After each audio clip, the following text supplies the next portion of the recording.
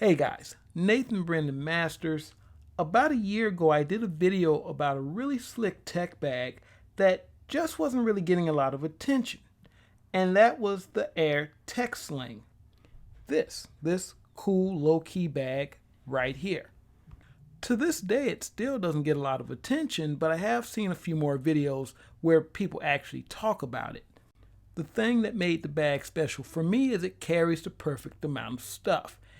If I wanted to just go out for a day trip, or if I actually wanted to take my mobile studio, I could take this bag and pretty much be perfectly comfortable. A few weeks ago, a viewer of mine mentioned that AER was selling a new version of this bag. So I got in touch with them and asked them would they be interested in a review. And apparently they were.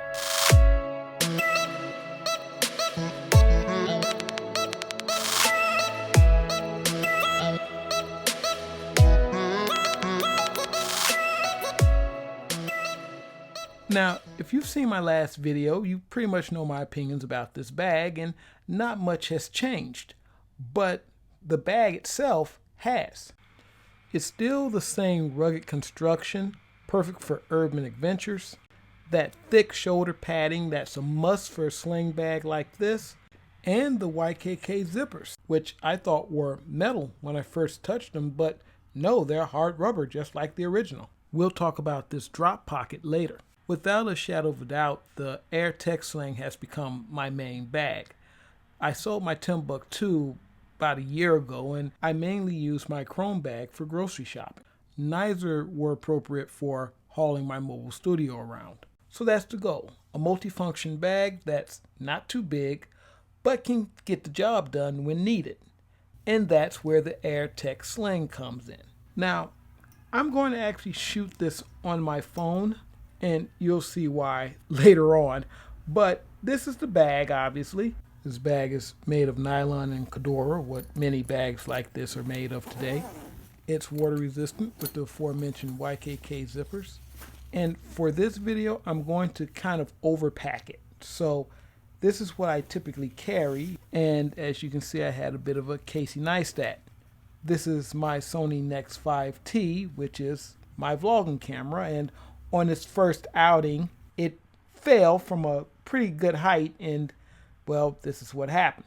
This is the camera I would normally use to shoot a video like this, so this is why I'm using my phone. And this is also why I steer away from expensive vlogging cameras. But lucky for me, my 16mm pancake lens seems to be fine. But back to the bag itself.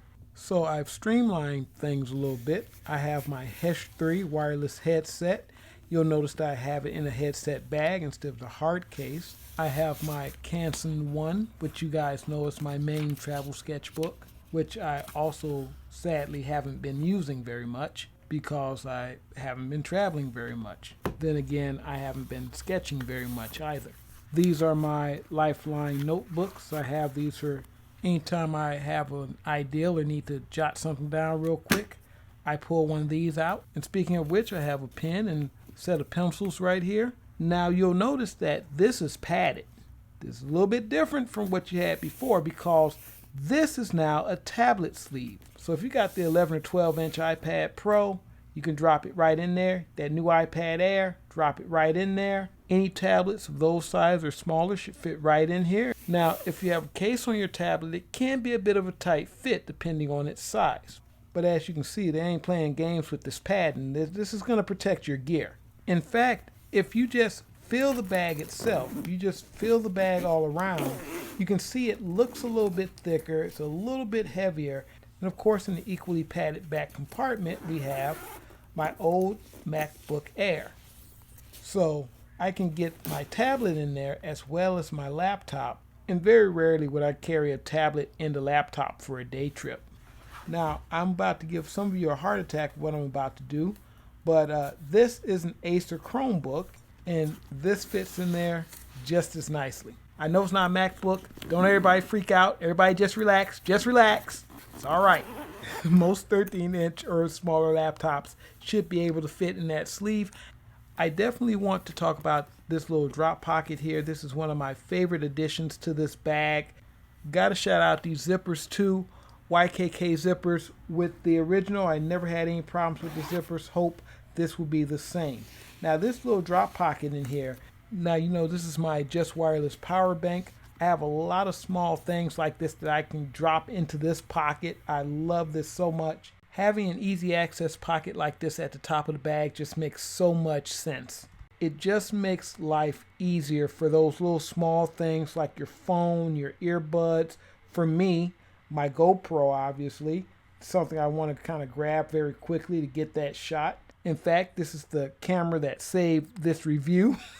But of course, with content creation, you know, the real MVP is the SD card. And that goes right down in there as well. So I had this bag for a day, and this was literally the most useful thing in this bag. And it's something that I definitely needed.